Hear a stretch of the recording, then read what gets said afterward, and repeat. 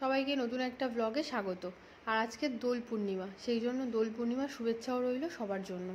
আর সকালবেলা স্নান টান করে রেডি, এখানে একটা ছোট্ট জায়গাতে আমি আবির নিয়ে রেডি করে নিয়েছি, চারিদিকে ফুল দিয়ে সাজিয়ে নিয়েছি, কেননা এই আবিরটা আমি ঠাকুরের পায়ে দিয়ে দিনটাকে শুরু করব।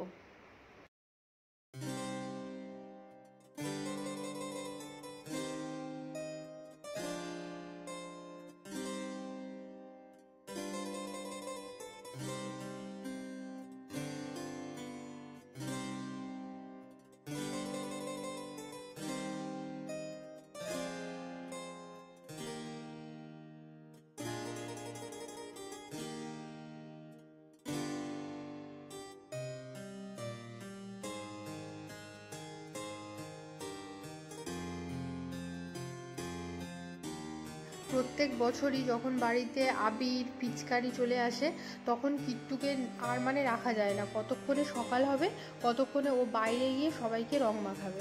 তো মোটামুটি আমার সকালের কাজকর্ম সব কমপ্লিট, এবারে টিফিনটা করে আমরা সবাই বেরোবো। আর আজকের যেহেতু ছুটি, তো ছুটি স্পেশাল একটু তো টিফিন করতেই হবে, সেই জন্য এখন বানাচ্ছি কড়াইশুঁটির কচুরি।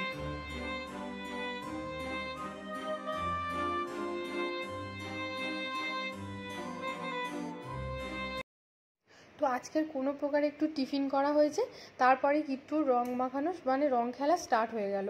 তো প্রথমে বাবাকে দিল, তারপরে নিচে এসছি আমরা, নিচে এসে এখানে জেঠু আছে, কিট্টুর জেঠু আর কি, তারপর এখানে কাকু আছে, তো এদেরকে সবাইকে আমরা দিলাম, দিয়ে একটু মিষ্টি কিনে বেরোলাম পূজার বাড়ির উদ্দেশ্যে।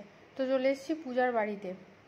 আর এসেই দেখো কিট্টুকে ফুল হাতা জামা পরিয়ে নিয়ে এসেছিলাম, যেহেতু ওয়েদারটা এখন একটু আপ ডাউন করছে, আবার গাড়িতে এসেছিলাম, সেই জন্য কিট্টুকে ফুল হাতা একটা জামা পরিয়ে নিয়ে এসেছি। তো জামাটা খোলার পর্যন্ত সময় পাইনি, তো শুরু হয়ে গেছে জল নিয়ে। বারবার বললাম জল ঘাটিস না, কিন্তু তাও। আর এখানে দেখো একটা বিশাল বড় বেল গাছ, তো খুব সুন্দর লাগলো গাছটা দেখে, পাতাগুলো ছোট ছোট, তো খুব সুন্দর লাগছিল। আর মনে হচ্ছে বাবু ভাইয়াকে কেউ ভাড়া করে নিয়ে এসছে জল, পিচকারি দিয়ে শুধু ওকে জল মাখানোর জন্য। তারপর অলরেডি আমাদের এখানে খেলা স্টার্ট হয়ে গেছে, আর আমরা পুরো রং মেখে ভূত হয়ে গেছি।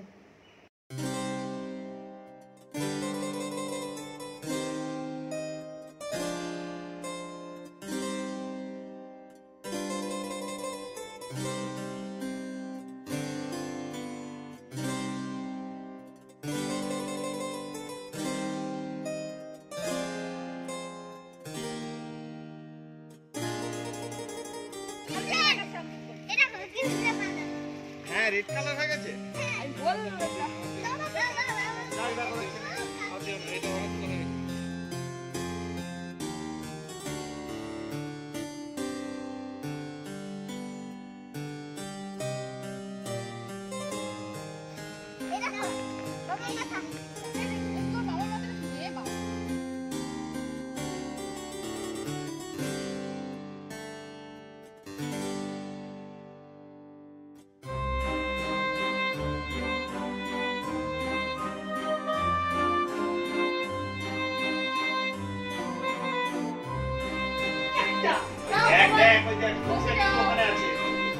তো বাচ্চাদেরকে অনেক বুঝিয়ে বাজিয়ে ভুলিয়ে স্নান টান করিয়ে নিয়ে আসা হয়েছে লাঞ্চ করানোর জন্য। আর এটা ছিল কাকিমার তরফ থেকে স্পেশাল হ্যাপি হোলি লাঞ্চ থালি।